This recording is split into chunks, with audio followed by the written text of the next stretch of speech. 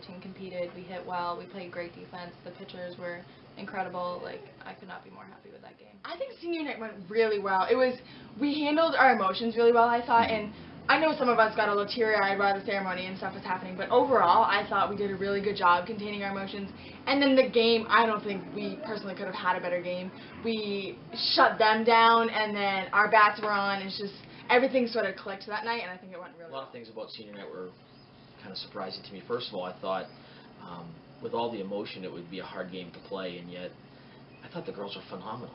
I thought that everything they did was calculated, and they were determined, and they wanted to really have, you know, a senior night that people would remember. And boy, did they not!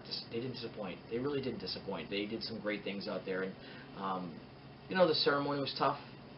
There were some tears by all of us because we know what's coming, and it could be any day now, and so that one was huge, and that secured our spot at second. And just to have that win on your senior night is a great feeling, and it's just so exciting to, especially beat the team that beat us first. Like we didn't lost in like it was like 7 games or something, and they were like our first loss, and it was really tough for us. But I think we worked really hard to get them back, and yeah.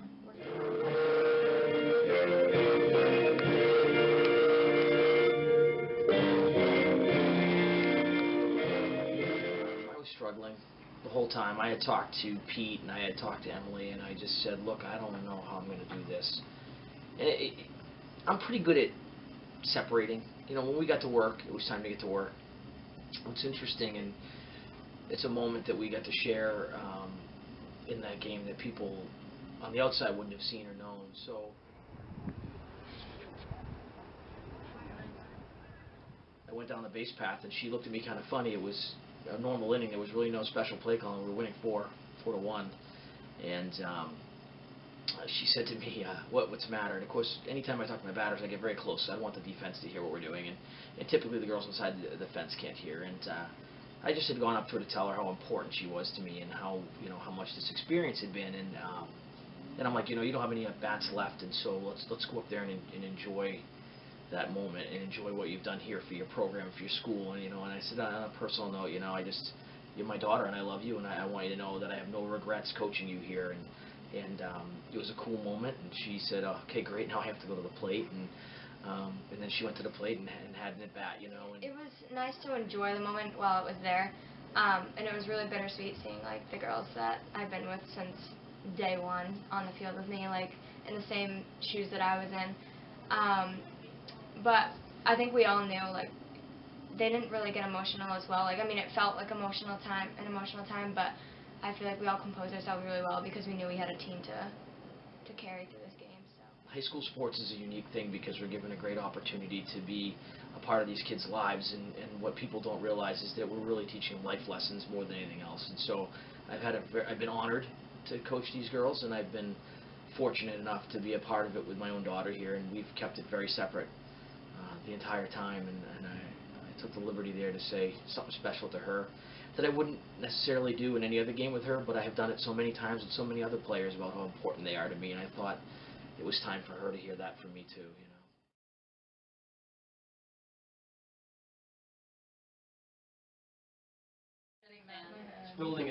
This building was built by your families, and along with all the other buildings here in this complex, this program was built by the 6 of you, by all your hard work and determination. This program is this program because of you guys and the work that you and your families put in. All of them. Everybody had a hand in that. So we can't forget what this stuff means in the postseason, and what you guys mean to us. It hasn't quite hit me yet that this is going to be it. And like, obviously senior night's sad, but it didn't really hit me in the moment that like, oh my gosh, it's going to be over, and I don't think it will until it is over. Hopefully that's a couple weeks from now, but it's sudden death time, right? There's no tomorrow. So if things don't go our way, it's important how much I care about you guys, and how important you are to me, and how much it's meant for me over these past few years to be your varsity coach, and then more importantly to have been able to work with all of you almost as a dad, and for one a dad, right? Yeah, I keep it in my mind because I want to like do my best all the time, and I want to be like, oh, I left it all in the field. I don't want to leave anything behind because it could be my last game. So I think it's definitely like a motivator for us. not like something like, oh, it's like not like scary to us. This has been a hell of a journey. We have 4 games left, right? To me, this is where the real road to redemption starts, because there's no guarantee. We have to go all the way. If we don't, this should not have meant nothing. This should not have been for nothing, because we set out to prove a point, and I believe we have proved a point that we are good enough to go back there. We didn't just end up 16-2 because the 6 of you weren't good enough, because you've done it all. So I'm proud of all of you. This is it. One more time. Okay? All right. Let's go.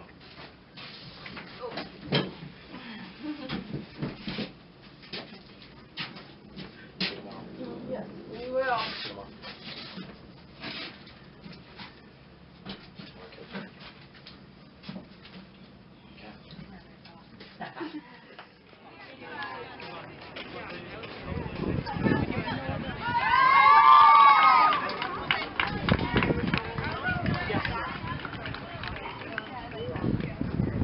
Good afternoon, ladies and gentlemen.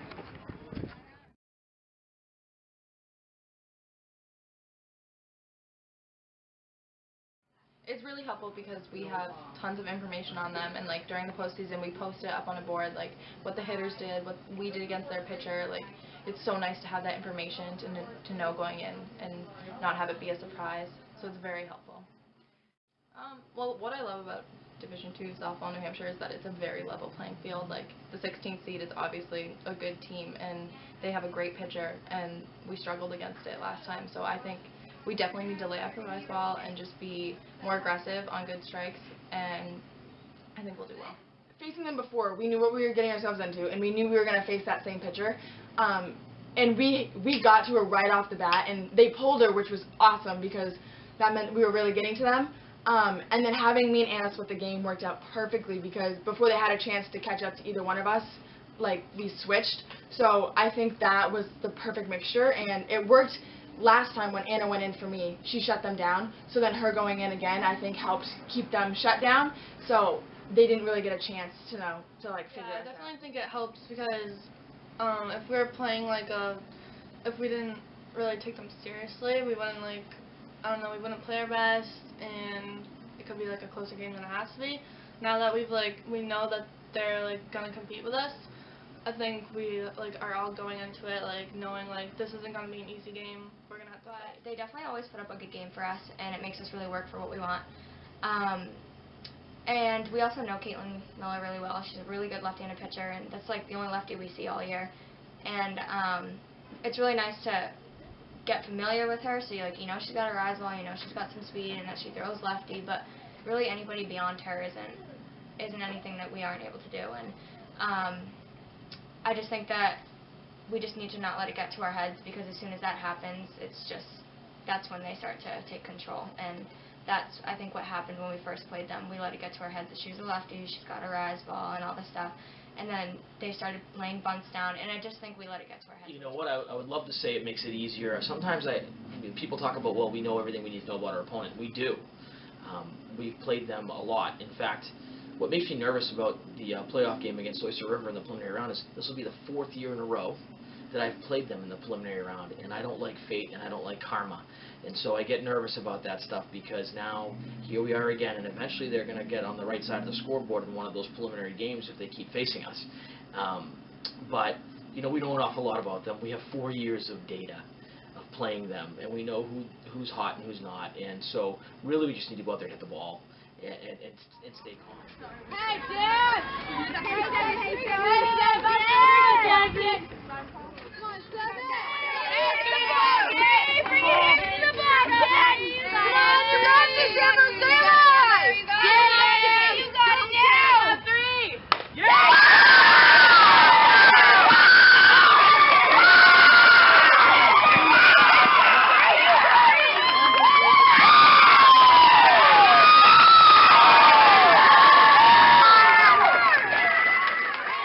Hey, 9!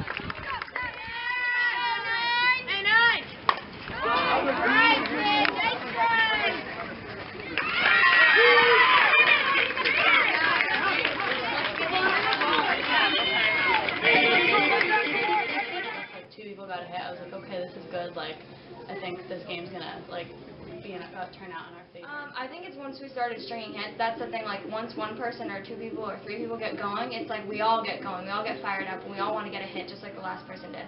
So I feel like when we're all having a good day, or at least one person is, the rest of us are. But it's like if there's like a couple people that normally hit really well and are having a bad day, it's like it's hard for us to get going. But yes, last week it seemed like we did fine. Like we just were just connecting and stringing hits, and that's how we scored runs. I think it was when everybody started putting hits together, and as soon as we started getting those first couple runs, the pitcher automatically like shut down, and you could see we were getting to her. And I think that just gave us more momentum and more energy, and allowed us to string even more hits together, and it just kept going. Yeah, we definitely hit right through the order, and I love it because a lot of teams like stack their best hitters at the top of the order, and then the bottom half they just kind of hope that they get something done. And it's nice that we can have faith in the bottom of our lineup and know that they can get the ball into the field and get on base, and it really helps us. Definitely from practice too. We were just practicing hitting constantly. Like our defense is really great, but our offense sometimes can like go in like waves. And we just were practicing hitting, live hitting. We were practicing bunting, like slinging. We just never stopped hitting.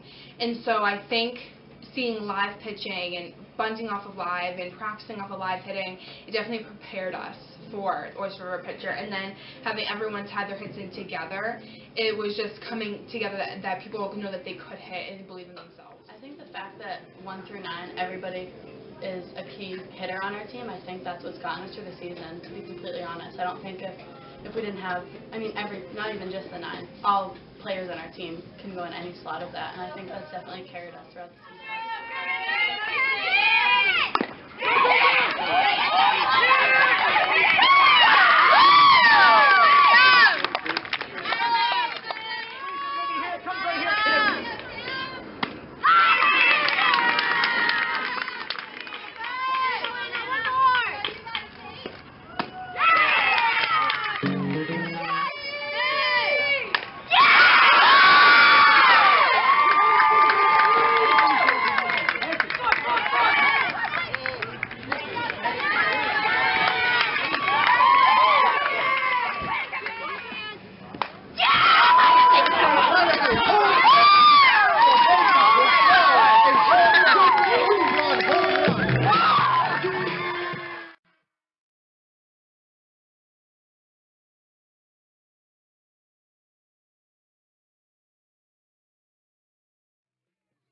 Predictable outcome for me, given the way they had played it so tough in the past, and it really was about the work done out there by Caitlin Miller in every game against us. And so when the girls got out there early and jumped on her, I thought, wow, this is impressive for us because we've typically struggled, and then they didn't stop. And I thought, holy cow, we're going to put up some significant runs. But to put up a 10-run inning really blew all the coaching staff away, and we realized that we had some special things going on out there on the field that day, and we felt like that energy was going to be big for us moving into the tournament.